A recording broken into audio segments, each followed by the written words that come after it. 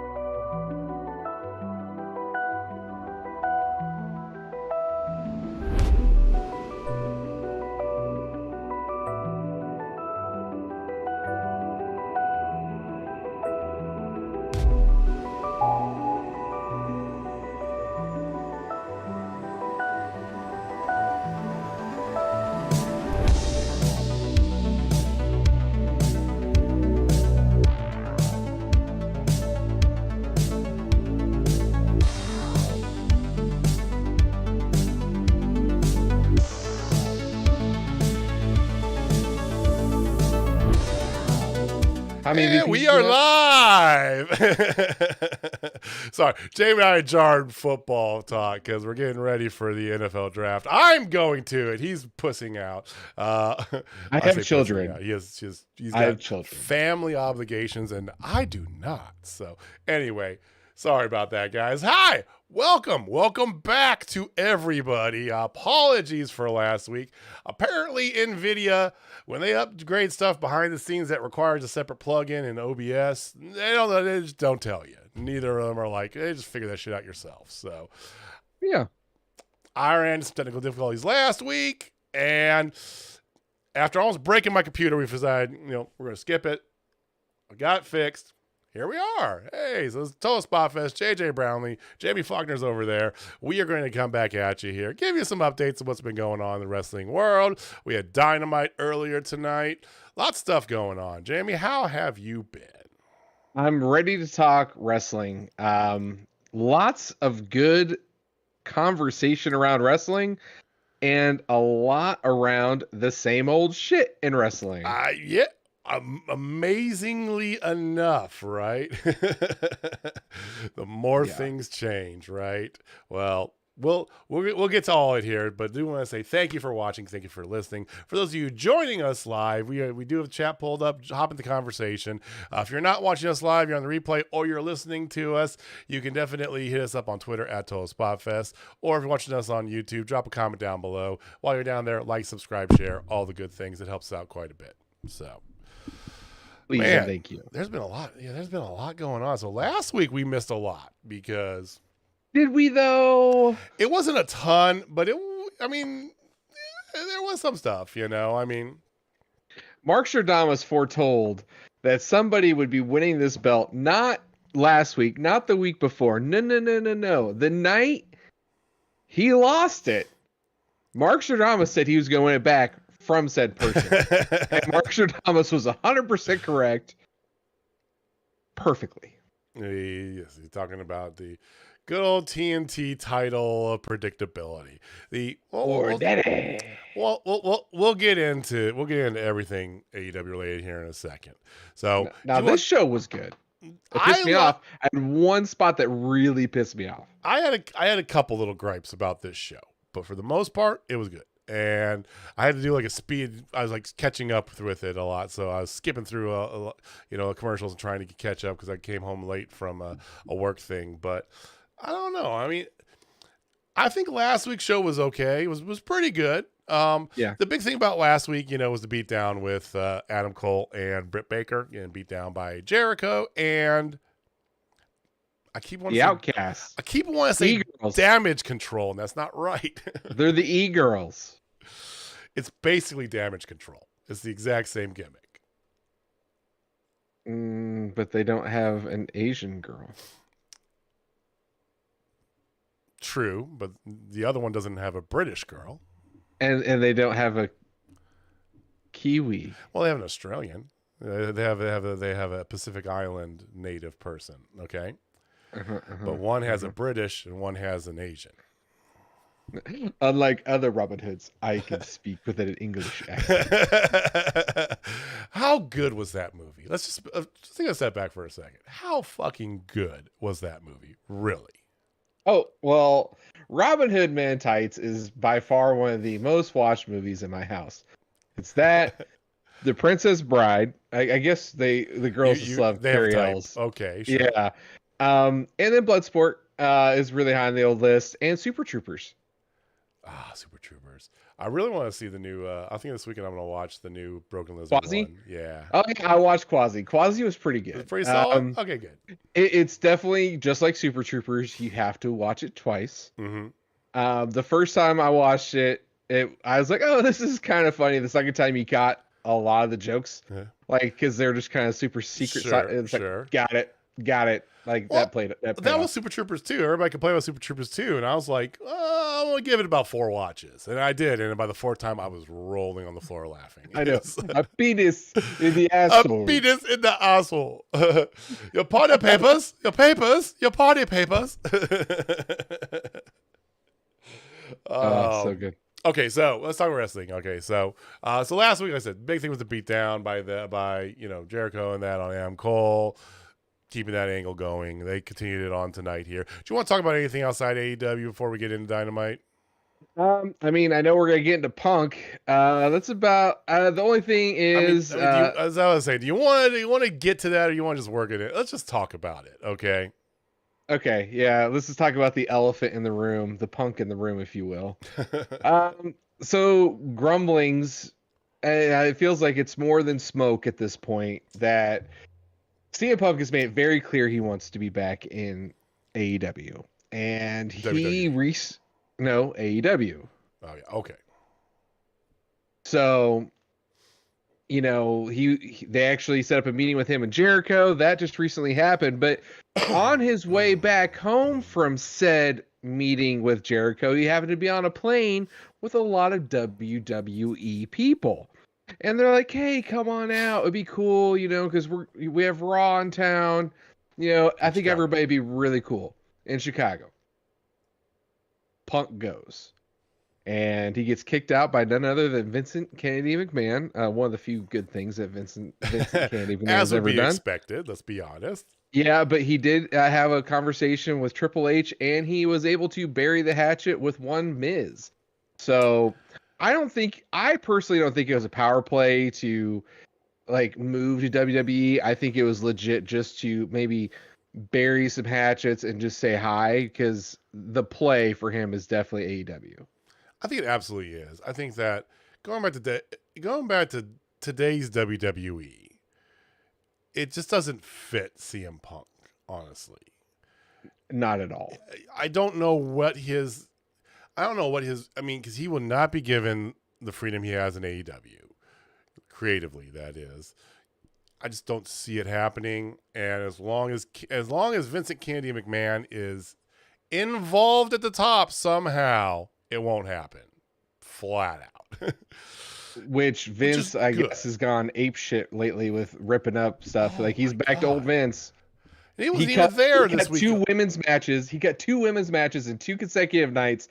Cut a backstage segment for women. The women's division's what the hell's going on? He's got Trish Stratus back. He doesn't need anybody else. He even cut a segment for her. I know. and that's his shtick. Anyway. But he's not going to have an active role. For all those people who tried to say he's not going to have an active role, I said bullshit. You can kiss my grits. He is there. He is. Oh my God, he is. So The Fed is the Bless Fed. your heart. Fed does what Fed does. The Mm-hmm. all basically, consensus thought is that Punk's return is going to be on the Saturday night Chicago show they have in, was it June, I think, or something, coming up here next few months, right? What I've been hearing, this is Meltzer talking, so this could be spot on or complete bullshit. He's never like middle. It's either 100% correct or way the fuck off, right? He's been talking a lot about there's going to be an AEW brand split. There's going to be Saturday's going to be like the new like show, right? Saturday nights, which is fine and dandy until football season starts, and then it's a bad idea. Okay, I'm just going to say. And then they're going to have to give the talent more direction and keep some people separate. They're going to have separate rosters, right? Saturday, Wednesday. Sound vaguely familiar? Yes, it's WWE to a T, right? That's going to be the big thing, that he's going to anchor the Saturday show, while the Elite's going to be part of the Wednesday anchor. I don't know. I think that at the end of the day, I agree with you. I agree with everyone else. They're not idiots. I think that if they see the amount of, if they really do look at the writing on the wall and see the amount of money that can be made, I'm pretty sure the Elite will be like, well, we'll figure this out. They've heard people they've hated before for money. So yeah, and the thing is, and as much as I hate to admit this, because like I was a big Punk guy. You can look through the back, like you can go back and see how excited I was of seeing Punk came back, and then he just kind of shit the bed, and I've kind of like completely turned on him. He's joined my side of the tree. Yes. But numbers don't lie, ladies and gentlemen. And since Punk has been off the TV, they have lost over 100,000 views. Minimum. Like they're around 880. They're back to what they were when they started. Yeah, they've gone backwards. I don't know if they've even broken 1 million. Maybe a few times. Yeah, like for the Arthur Ashe one, like they'll break them for the big ones, but yeah, like they have small spikes, but they were consistently hitting 1 million when CM Punk was on the show every week. And it goes to the argument, and I've had this conversation with other people online, in the IWC, about, you see things like we saw match of the year contender in person, with Hijo del Vikingo, Kenny Omega. My God. To the casual fan, though, does that grab them? No. But a CM Punk name will. I hate to say it. It's kind of true. I mean, Heather hit the nail right on the head. She's like, it's insane, but I was definitely paying attention when a grown man bit another grown man. Absolutely. You pay to everybody. Not everybody can remember every Mike Tyson fight, but they sure as hell remember his fight against Vander Holyfield. Remember that for sure. So because he bit his ear off. Well, a piece of his ear off. But I'm just saying, like, to her point, people remember that kind of stuff. You're not wrong. All right. Well, let's move and talk about last night or tonight. Then I keep saying last night because we used to record these and upload them the day after. And anyway, yes. God damn. Well, I missed 1 week and I don't even know how to say words anymore, Jamie. What the fuck? Dynamite. Dynamite. Dynamite. You go. I'm just gonna drink my drink. That's fine. Honestly, it was a pretty good show. There's one piece that I think everybody on here, if you listen to us, know that I'm gonna go off about. But we'll just wait for that. Let's just talk about the good. Let's talk about the opening match. Because holy shit, it was a great match. There was a few good matches on this show. This was probably match of the night. It's very close for me. It's very close for me because there was two excellent matches, and there was another one that was pretty good, and a few that weren't, and one that wasn't terrible, and then one that There was so the one that I have problems with was actually a decent match. It just the ending really sucked, and I think everybody knows where I'm going with that. We're gonna get to it. So, but anyway, so you have Orange Cassidy going against Bandito. Excellent match. Orange Cassidy gets the dub, and then I thought it was a great match. I don't know. I enjoyed the match itself. My only issue with this is this. And they even made many notes about this. This is the most defended men's title, blah, blah, blah, all this stuff. You're having Orange Cassidy defend in excellent matches against very good competition every single week, right? To your point, they're trying to elevate the title. But also, every week, I'm like, Orange Cassidy's beating who tonight? Yeah. It's not cheapening the title yet for me, but they're borderlining on it. It's like... Yeah, no matter, like, they put him in great matches, but no matter what, he's going to win. There's no story. There's no story. There's no story at all with any of these, and they're all fantastic opponents and great matches, and we know they will be, but there's no story. There will be a story here very shortly. Bless you. Whoa, guys. Whoa, that was live. Hacha! Oh, I muted myself. They didn't hear me. Oh, well, they heard me like doing the karate sounds. Making allergies. Allergies are a son of a bitch right now. Let me just say, if you have allergies, it is just bonkers out there. Oh my God. Sorry. I'm sorry. So there was this thing with Darby Allin, Jungle Boy. Why they continue to have Jungle Boy on my TV right now is just something else. Let's dive into the pillar talk here for a second, because it's pillar talk, ladies and gentlemen. It's a pillar talk. Hey, baby, you want to talk a little pillar talk? They've been basically spoon feeding the worst reveal on this, that you and I, the second this started, both go, oh, it's going to be a 4-way at Double or Nothing, right? Yeah. And they're sidestepping them into this the whole time. Let's talk about the match. Okay, we're going to skip around a little bit tonight. Let's talk about that match, because that was the other. It's real tough for me, because I really loved this match, even though the ending was what it was. It was good. It was a very good match. There's a 630 off of the top rope onto a table. It wasn't a 630 springboard onto a table, from a middle rope, but still. And can we talk about how it wasn't a typical Darby Allin match? That's my number one thing about it. There's certain people Darby wrestles, he doesn't do the Darby Allin match. And that's even more infuriating, because we know he can do it, right? You can do it.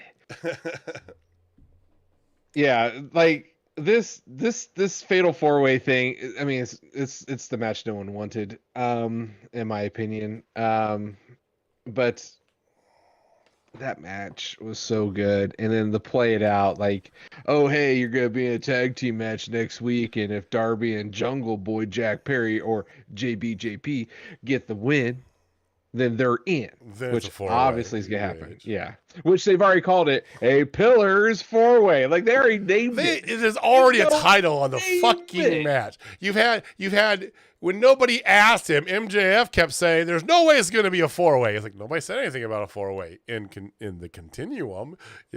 We have, but not inside. Not. It was. It kind of made me laugh when he's like, shut up, you prick. And then he told him, like, I loved how he called him a prick, but he's like, it's going to be a fatal 4-way, pillar 4-way, whatever. I'm like, oh, it's already named. I wrote it down somewhere. What was it? It's going to be a Pillars 4-way match. Pillars 4-way, yes. I do love how first of all, MJF and Sammy were fantastic in their promo early in the night. Kissing each other and doing the whole shtick and all that stuff. Mm-hmm. And how about MJF shilling pickles?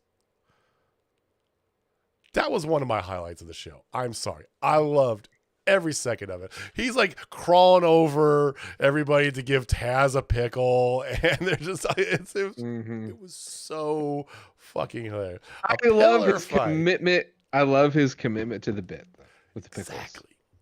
You're right. This is the match nobody really wanted, But again, I still stick by my earliest statement.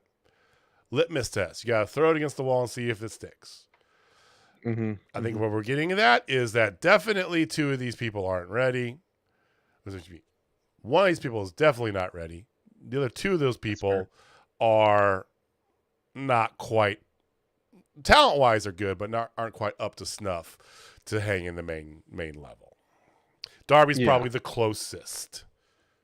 He is. He needs something right now, and I think after this, a feud with one Orange Cassidy would suit him very nicely. You keep I love that. I don't want to say this, but it's like that's kind of your default. You want to see Adam Cole feud with Orange Cassidy. You want to see Darby Allin feud with Orange Cassidy. It's like you just want Orange Cassidy to have a storyline feud with somebody. Is what I'm getting. 100%. I want him to have a story because he damn well deserves a good story.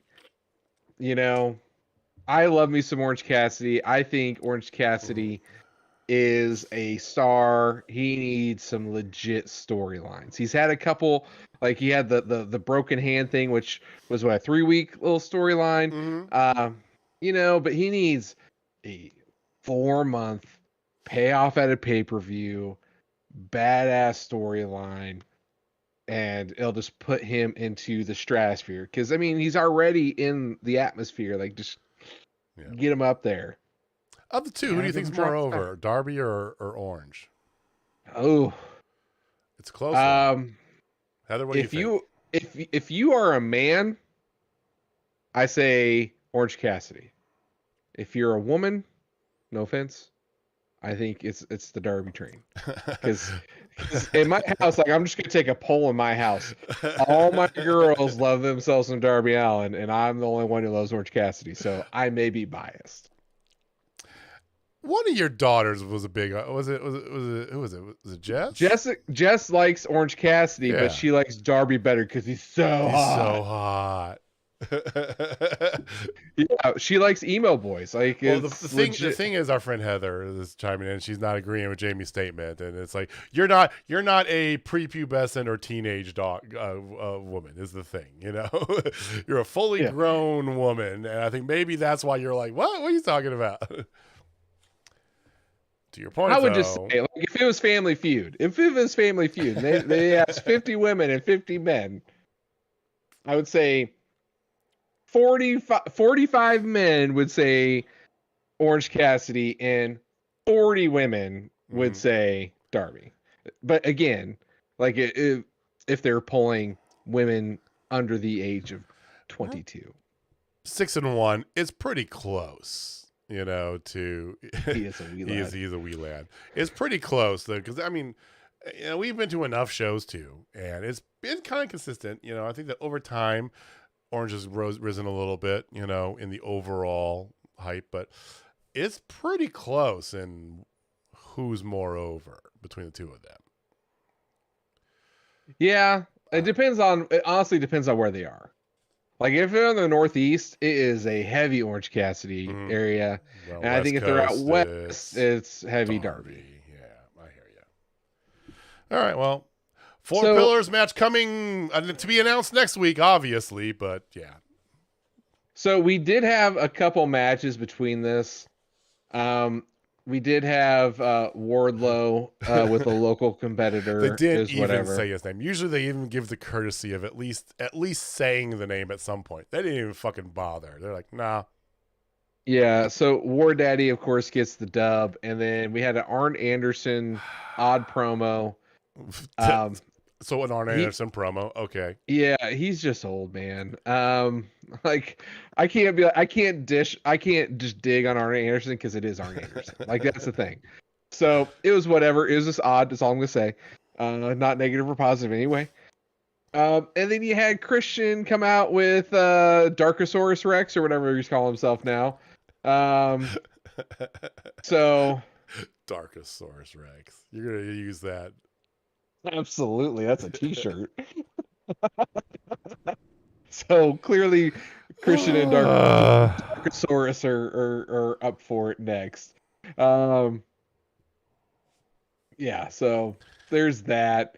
Oh yeah, Jeff Jarrett going against Dax Harwood in an actually very technically sound, beautiful It match, was in my opinion. it would that was one of the ones that's like not a bad match at all, right? Sleeper. It's a sleeper because it's a technical match, and you know how I love me some tech. I think the whole like Mark Briscoe on a pole, angle they're doing with this is, I mean, it's all filler. We know this, right? They're waiting for Young Bucks to get free because that's the only real thing that people really want to see.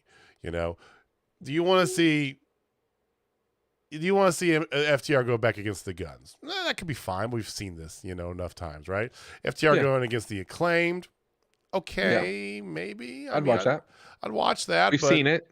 We've seen it a little bit, and they're both face now, so it's going to be a little, it is what it is. It's like, so I feel like they're just doing a lot of filler with them, waiting until post Double or Nothing, to where we can hopefully get the beginning of laying the groundwork for All In to have FTR Bucks at Wembley.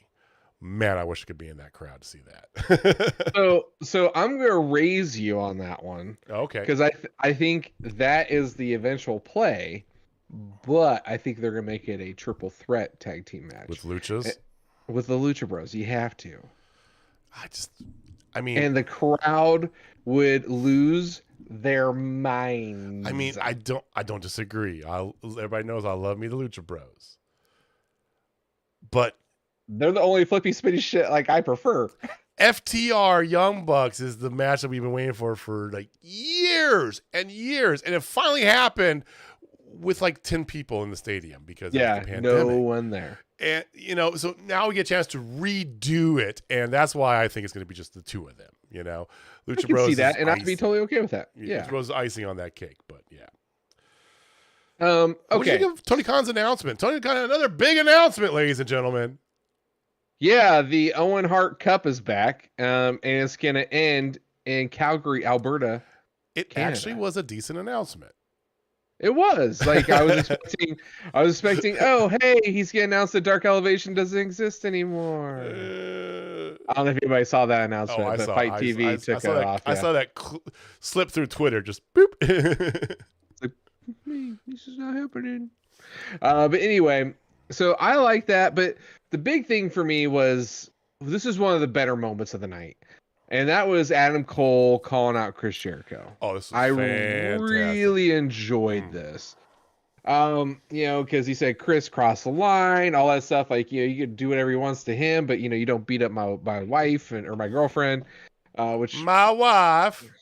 I'm just waiting for the engagement to happen at a pay-per-view or something between those two. Those two are just adorable together. If you happen to watch the All Access, it amazes me that he hasn't proposed yet. It just amazes me. He's had all these fantastic opportunities. It's like, come on, Chugs, do the thing. I know.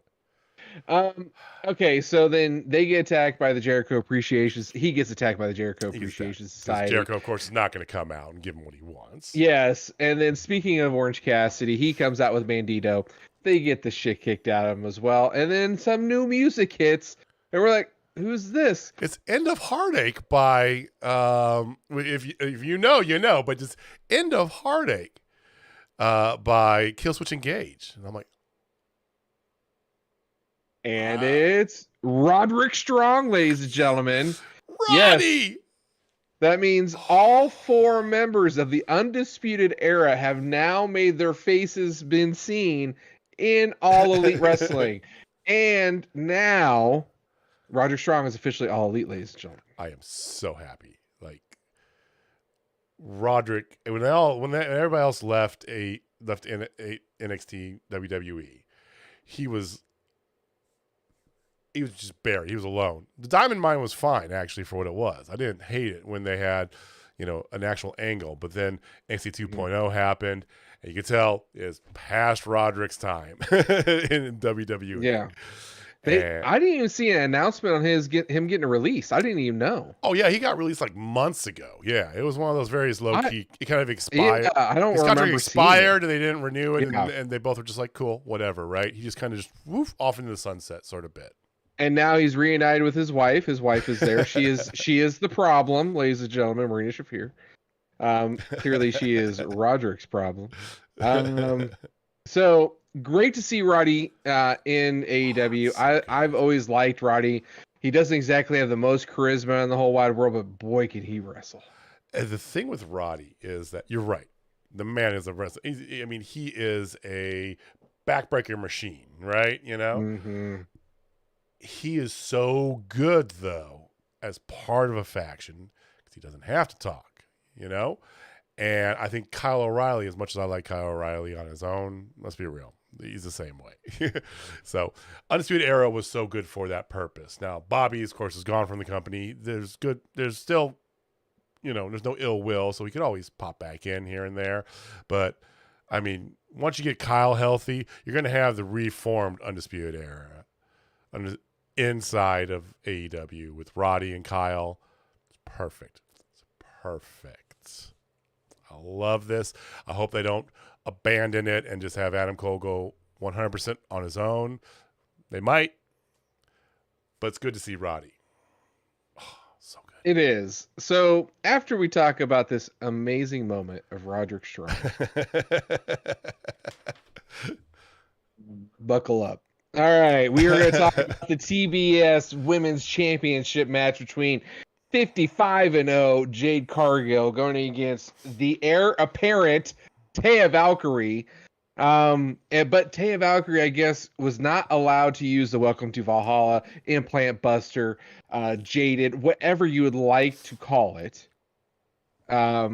She was forbade. It was forbade. She would be disqualified if she used that move. Yes. The match actually was not that. Stop. I hate that trope. I really do. Oh, well, I was getting there. Okay, all right. Let's get through the match, and then we can shit talk. We both want to bitch so hard. I'm sorry, Jamie. Go. Yes. So this match was it felt very disjointed, but honestly, for Jade, it wasn't bad for Jade. Wasn't great for Taya, but for Jade, it was actually one of her better matches. Jade won via a roll-up with clean. Tight pull. No. He said the word. She pulled the tights.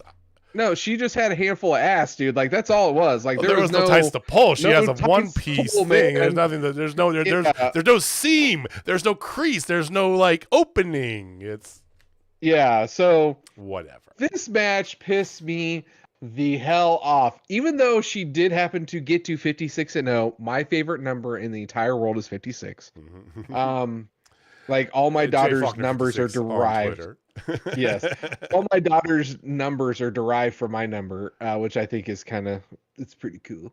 But anyway, pissed me off. This was not the way it was supposed to go. They were supposed to have her drop the belt right then and there, but I know what they're doing. I understand it's going to be a long play. She's going to be able to use her actual move. She's going to drop the belt at Double or Nothing. But damn it, if you're going to do that, then just don't have this match yet. I mean, I hate this trope. I can't stand. There's a lot of tropes that I don't like. We actually did this a while back. We did old, gimmicks and tropes that you just want to kill, right? They drive you insane. And this is like the blank on a pole thing almost to me. It's like you could do anything in this match except one specific thing. And if you do that one thing, you're disqualified. Wait, what? That is so ridiculous. And that becomes the entire story of the whole match. Jade Cargill did a Canadian destroyer. It wasn't the greatest, but she did a Canadian fucking destroyer on Taya Valkyrie in the middle of a match. And we're bitching about the finish roll-up because it was about Taya not doing a single move. Stupid. And you're right. You're just drawing it out. For what? Because the other side of that coin, Jamie, is once again, you bring in somebody new to the company, put them in the position to get the belt off of Jade, and they don't. Happened to Athena, happened to Ruby. Well, they originated with the belt, but still, Ruby, Athena. Hi, Ruby. Hey, Ruby, I fucked that up for the first time. Wow. I got you. I got you. I got you, bitch. I got you. I got you so good.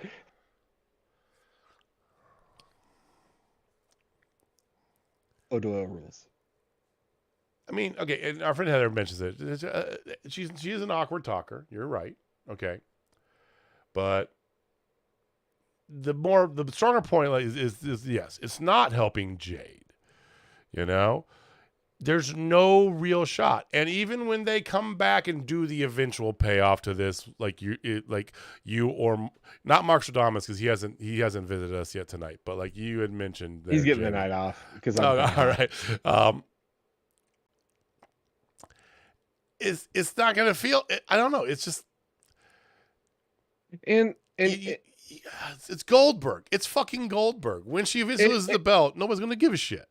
And here's the point about the Goldberg thing. Tony Khan has gone on record that one of his favorite wrestlers when he was a kid growing up was Goldberg. He's giving her the Goldberg treatment because of that. And I understand that. It makes my head want to pop. We're basically the same age as Tony. Tony Khan's around our age, right? Give or take, you know?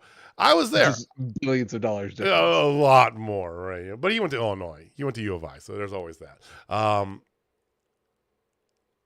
I was a big Goldberg fan. I was in on it, right? I mean, I rushed home from the thing that I was doing with my friends, you know, the night that, you know, I had videotaping, the night that he was at the Georgia Dome. They had Monday Nitro at Georgia Dome where the Atlanta Falcons played football. They had like 70 or 60 something thousand people for a Monday night wrestling show for one reason, to see the hometown boy Goldberg beat Hulk Hogan, and he did, and it was amazing. I was on the Goldberg train, you know? Same. So was I, but now I'm older and wiser. Yeah. It's been done, and we've seen this being done other places too, and it's done the same old thing. Asuka, as much as we love Asuka in NXT never lost, right? By the end of it, I loved Asuka. I was begging for somebody to beat her. Shayna, beat her. You know, Kyrie, somebody beat her, right? Just because it's just stupid. And it is one of the oldest tropes in wrestling. Like, we know one thing about wrestling. They love to recycle ideas and recycle things. I know that. Sure. And we have not had a big undefeated streak, a big one, since Goldberg, right? You could argue Roman Reigns. We don't talk about Roman in this house. I will not acknowledge him. But anyway, this right here he's undefeated, or she's undefeated, 56-0, and they're probably gonna get a couple more to get her to 59, and it's gonna go for 60 at Double or Nothing. She's gonna drop the belt there and be 59-1. That's my guess. And why? It's like, does it even matter? Does it even matter at that point? Why? Because we like you. So, anybody know what that's from? That's Mickey Mouse Club. Well, I know you. I know you know. Okay, I'm that's just for 1 week and audience. I fucked that up. Okay, so don't worry. Jamie's dropped other references. He'll have more in there. He probably has one brewing right now for me. So, like MICC real soon. AEY. Why? Because we like you. MOUSE. Oh, I guess we should talk about the rest of the show. We should. There could have been another women's match, but there wasn't. You know, you can do 2 women's matches, Tony. I'm just saying, especially when you give us this is the one women's match. It wasn't the worst, but it wasn't that great. Yeah. Then you had Jamie Hayter and Britt saying that they're all pissed off. Now you got Mad Britt and Mad Jamie. That's basically what it was. You're going to have to kill us. There's a lot of physical damage being. You're going to have to kill us. Arn Anderson told Wardlow he needs to gouge out eyes and bite off fingers. I mean, it is a very, very violent. Everybody must have gone and saw an Evil Dead before they went to to the arena tonight because it was a lot Yeah, of fun. or they hired Joe Biden's writers. Ew, just kidding. 100 billion trillion million. Main event time. Let's talk about. Sorry, I can't. Let's pivot fucking fast Pivot. on that. Yeah, let's not talk politics. Pivot. All right, so the main event is the Butcher and the Blade minus the Bunny. The Bunny has been out. I think she's hurt, right? She was hurt. I think she had like a real bad like neck or like neurological thing, like a concussion or something. I don't remember exactly, but it was like a real serious injury. She was out for so she's still, I guess, technically sidelined. I don't know. Yeah, going up against the best bout machine Kenny Omega and the future star of AEW and Kenosuke Takeshita, or as Jessica really liked to say, Takeshita. I'm not gonna lie, that's how I remember to spell his name. Is ever since MJF said that, I go, that's actually very convenient to take a shit. Yeah. So, this match was good. It was not really good. It wasn't, but it meant to be good. It was meant to be a match in the middle of a storyline. Yes. So just fast forward. Kenny Omega and Takeshita get the dub. Takeshita gets the pinfall. Yes, but Takeshita gets the pin, and then of course here comes Bryan Danielson talking about how there's a real professional wrestler in there. And then there's an amateur who is breathing real hard and his days are long past him and blah, blah, blah. And he's like, the real wrestler is the one who actually got the pin. And he's like, you should be in the BCC. Actually goes, if you were with the elite, the BCC. Like, it was great. He messed up and the crowd just let him have it. But, they wanted to just beat up Kenny Omega. Then here come the Bucks. The Bucks come out. They start wrecking house. And then here comes, they're getting ready to stab Moxley. And then Bryan Danielson gets into Takeshita's ear. You can't let him do that. And he tries to stay in the way. Then they fight everybody. And then Takeshita is the one who ends up getting the screwdriver in the forehead. And then you see him laying down, just blading himself real fast. That's pretty sweet. Hey, minor detail. Pointing that out. Dude, I love when I can see people blade themselves. Like, it's so obvious it hurts. Like we roll my head under the ring, the mat real fast. Oh! I mean, he's laying there. Like, all he had to do was just do the quick, like, oh, like that, and just roll back. Like, but no, he's like, literally like, oh, I just want to get this motherfucker bleeding. Like, that's all he's doing. Yeah. Right. Well, obvious blading aside,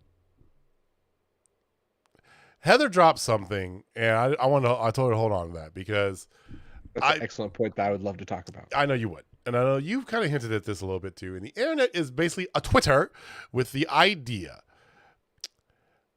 Callis' actions last week of bringing out Takeshita is a long play to the point that you made, or Mark Stradamus made weeks ago.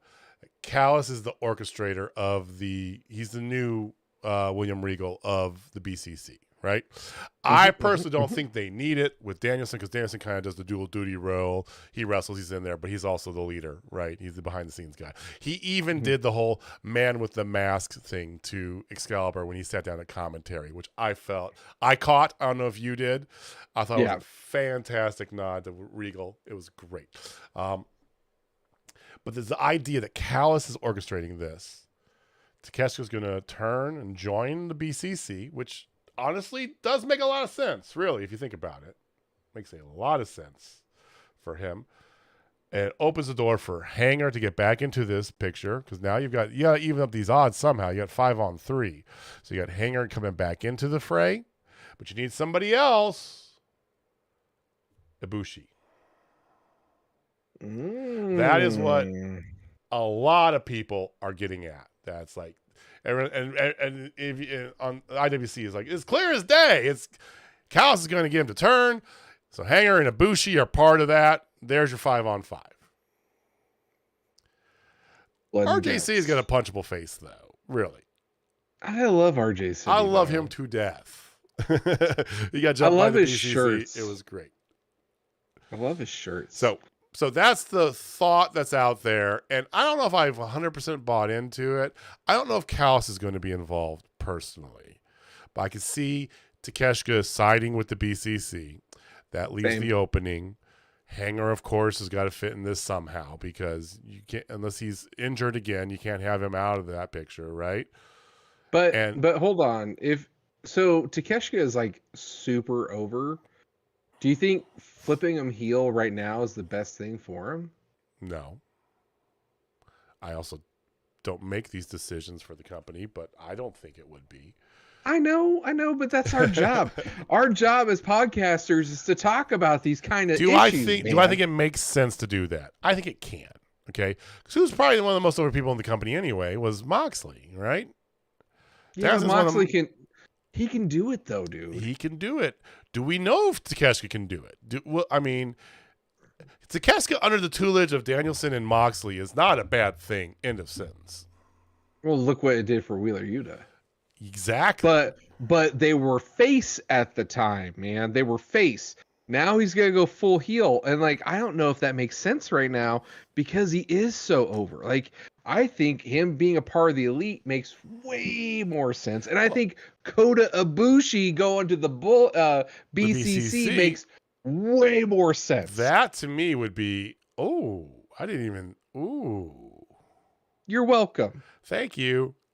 Because, you put Hanger now, the odds are not even, so then you pull out Ibushi on the BCC side. That's a bet. I like that better. Well, they ended it with even Omega and everybody going back around. And Takeshita's motive for getting in the middle of Kenny hitting John with the wasn't necessarily to save John or join the BCC. It was he didn't want there. It's like, stop fighting. Can't we all just get along sort of thing, right? You know? Mm-hmm. Exactly. Heather asked a valid question. I'm going to ask you that. Do you think that they know what to do with Takeshita character-wise, story-wise? No, I don't. Wow, that was fast. and I think that's actually not a bad thing. They're letting the crowd decide Takeshita. So he speaks okay English. He does. He needs a handler. He does. He needs a voice. If it's Don Callis, and we think Don Callis is signed with the BCC, then he is. I don't think he does. I don't think Callis is signed with BCC. It just feels right, dude. Like it just feels right. But then I just don't see it, man. I don't know. I think Callis is more plotting to find a way to get Kenny on his own period than he's doing anything BCC related. Personally, that they have built that story up too deep. The whole Kenny Don Callis thing. Just from switch sides. I mean, yes, they did. They did break up Miss Elizabeth and Macho Man Randy Savage, but that's what to me it's like. Yeah, that level of like connection that they have created with the two of them. I hear that. Then who's gonna be the person for Takeshita? Because Danielson's taken the role of he's got that hybrid role where he's I hear you, but either he's going to be heel or if he doesn't go heel, okay, so take that out of it. Okay, Takeshita stays there, going on my thing that Callis stays there as well. Callis is not involved with the BCC. Okay, for now, I think that he still carries along Takeshita, even though Kenny is his meal ticket, his blood child, whatever, right? Yeah. And maybe that causes a rift where they don't break, but Kenny's like, fine, you take care of him and get your new stuff. I'm doing everything on my own for now, right? You get the true Kenny the Cleaner, right? Where he just goes in on himself. All he cares about is him. Right? He's not connected. He's almost like independent. He becomes, Sephiroth. He's just 100% alone, and he's fine with that.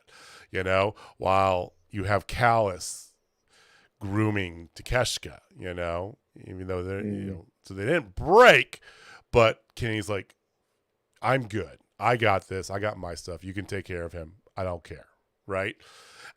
They've laying this groundwork for him breaking from the elite on BTE for something. And if you look at him, he's distant, right? He's distant. He's not all there. He's kind of, and it just reminds me of like the peak New Japan cleaner. Because who was the cleaner, at peak time? I mean, he's part of the Bullet Club, but he was really his own thing, right? Yeah, he was his own thing. That's a solid take, sir. I disagree with it, but it's solid. Yeah, I know you do. But that's why we have different. We can have different opinions, and we want to hear your guys' opinions on this too. I really like the idea of Kota Ibushi with the BCC though. Oh, now that you said it there, I can't think of anything other than that. That's because glorious. I hate to say this, I don't want the Golden Lovers back together. I want them to go against each other. Everybody 1,000 times, as many times as I can get on my TV. Mm-hmm. That's all I want. I just want Kota Ibushi versus Kenny Omega, just like I want Okada Kenny Omega like 1,000 times. Which I just recently watched Okada lose the belt. That was an excellent match. There's been a lot of good stuff going on in Japan recently. Oh, dude, Japan's on fire. Even though I right saw now. Julia lost her belt, and that whatever. Hey, Mercedes Moné lost hers, and she's officially a free agent in 4 days. Wait. 5 days. No, 4 days. Do you think it's AEW or bust? Because she's made a lot of talk about wanting to stay in Japan, and she's in Japan for the long haul and all that. I think if anything, she'll actually go ahead and go full Stardom. Ooh, go to Stardom. Be full on Stardom. I get Mercedes Julia. I get Mercedes Dark Starlight Kid. We are stans over here. We don't give a shit. We don't care. Yes.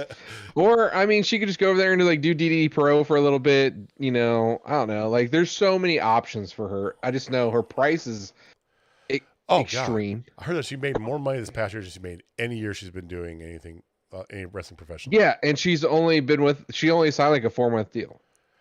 Yeah. 4 months. I mean, 4 months. It's good to be her. I still think that she's gonna have something AEW related at some point. I know 100%. That. Forbidden Door, something like maybe she's gonna do Forbidden Door on the Japan side, which I think would be killer. Mm-hmm. Going against Paige, maybe. Well, yeah, because if she's not a champion, she won't go up against Hayter. And I think that the world would like to see something more along the lines of. Well, I keep pulling out Stardom here, but just remember, Stardom's not involved in Forbidden Door. It's New Japan. I keep forgetting that. Yeah. Why is But they've been talking about something like that. Well, I mean, AEW's been doing a lot of stuff too, like Wrestle Dream and all that, which is a Stardom type thing. So who knows? They're good with Tokyo Joshi Pro. Yeah. Obviously, because like Mei Suruga and what's her name? Wrestled last night. Yeah, Emi Sakura. Maki Ito is, Yes. We love Maki. It was so good seeing Maki. I still haven't got my picture framed. I'm going to get it framed this weekend. I've had things to do. I know you do. All right. Well, you guys let us know. I would have replaced one of these. I don't know which one I would have replaced. Not the recently married couple. Congratulations, GPA and Lady Luck. Indeed, very big congratulations. Just got murdered. Just got hitched. We've actually met them several times. They are wonderful people. GPA is so good because he's such an asshole in the ring, but he's just the nicest guy out of the ring. So it's really well deserved for them too. And since you made that, I do want to just make a little note here. So I know that this coming weekend is Glory Pro show in St. Louis, Sunday afternoon at the Pageant. Pageant's a famous music venue, west side, downtown. Not quite, west-ish. It's over close to Del Mar. Very good card set up for that there. Go definitely, if you're in the St. Louis area, go check it out. Go support that. You can also see Glory Pro on IWTV. No, Fight TV? IWTV. Fight.tv. I always forget that. There's other great promotions coming up here going on.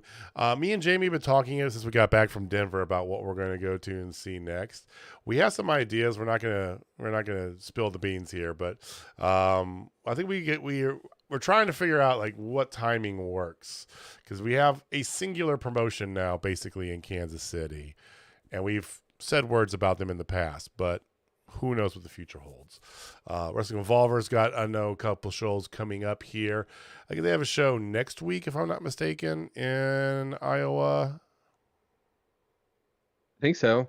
I believe it's next week. This is the 5th. It's not. I believe it's the 5th. So lots of good stuff out there. Go support local wrestling, independent wrestling. Go check it out. Please go do. Yes. All right. Absolutely. Final thoughts, Jamie. I am seeing the path in which AEW is walking down for Double or Nothing. I think it's starting to come together nicely. Mm-hmm. Clearly we are going to have a 6-women tag match between the Outcast and Britt and Jamie and special person Hikaru Shida. It's very obvious. And yeah, there's that. And then there's the championship pillar 4-way, a little pillar fight. And then what else? Your selling of this card is a little underwhelming here. Are you a little bit, knowing that we have a 4-way for the title, which we know nobody's going to win but MJF. You have more than likely the Taya Jade rematch, right? Yep. You're going to have the women's title mixed up in a 6-way. No women's title on the line here. Okay. Yep. And probably going to have FTR versus, I don't know, Jeff Jarrett and Jay Lethal.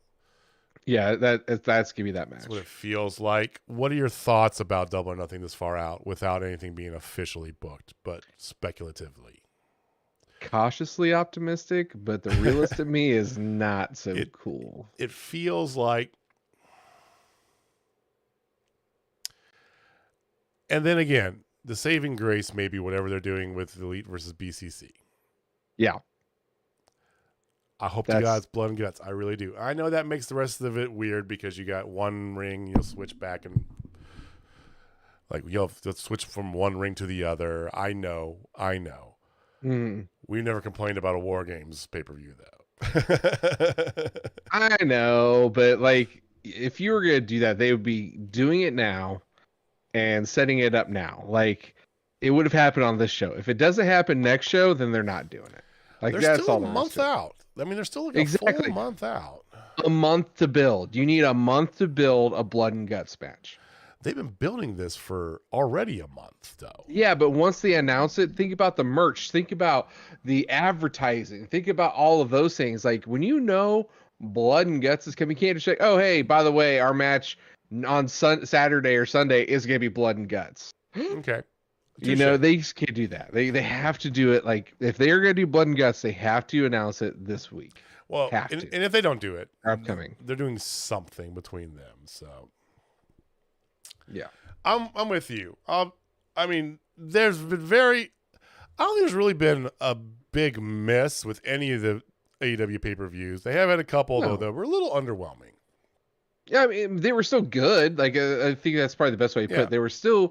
They were good, but like they can't keep the pace, you know, like they keep just throwing these things out there. And I feel like this one might be one of those ones where they're not going to keep the pace because they do have Forbidden Door and they do have All In coming out, you know, so maybe this one isn't as hot as those are going to be. And they are trying some stuff. Like I said, this whole 4-pillar thing, they're throwing against the wall to see what sticks, right? They know MJF is a star. They know they've got Ricky waiting in the rings, and that's a star too, right? You know you've got Sean Spears, by the way. Sean Spears is definitely double-crossing Ricky and joining the Bullet Club Gold, right? I mean, that kind of fits he's his got to at some point, right? Unless he's going the Ty Dillinger Perfect 10, you know, persona, then maybe not. Maybe not. Perfect 10 Club. I mean, boom, there's your shirt. Yeah, that's fair. I'm just saying, I he's would buy got that. to be, and it fits so well. He is 100% better as a heel. All right, we've talked enough about that. We will get more details in upcoming weeks on some officially announced matches for Double or Nothing. You guys give us your takes down below or hit us up on Twitter at Total Spotfest. Let us know what you think of for Double or Nothing coming up here. How you guys fantasy book it for us? What are you guys thinking? Realistically, fantasy, just throw it out there. Yeah, so that's what we got. So we're back same next week, same bad time, same bad channel. We'll actually be at our regular time hopefully next week. This week, I said I had to work things, so we're sorry we were a little bit later than usual, but we'll be back around 9:30 Central ish. We'll see where they go with this. You know, I mean, there's some good stuff they got going on here. We got Roddy is making his in-ring debut next week as well. They're doing the 8-way match, so that'd be cool to see. So give us a like, give us a subscribe. Thank you for watching. Thank you for listening. Appreciate you guys giving us some of your time, and we'll see you next week. Jamie, take us home, man. All right, ladies and gentlemen, if you're not down Total Spotfest, I have 3 letters and 4 words for you. You're throwing letters in there now. Come on, man. Come on. Absolutely. MIC. See you real soon. I deserve that. All right, guys. We'll see you next week. Peace.